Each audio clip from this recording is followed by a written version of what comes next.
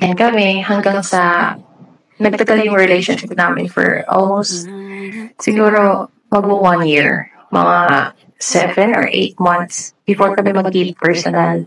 Kasi we sustain that kind of relationship yung long distance relationship na, which is andito ako sa Iloilo and then siya nasa Manila.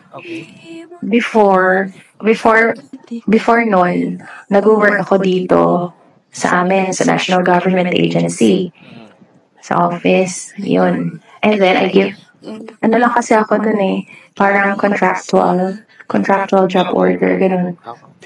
So, yung nangyari, yung past relationship ko na yun, parang lagi siyang nagsiselos, lagi siyang nagdududa, ganun. Until such time na nag-come out talaga sa isip ko na, sige, sabi ko, i-risk ko talaga to. Pupuntahan kita. Ako mismo pupunta. Kasi alam ko na pag siya, pahirapan .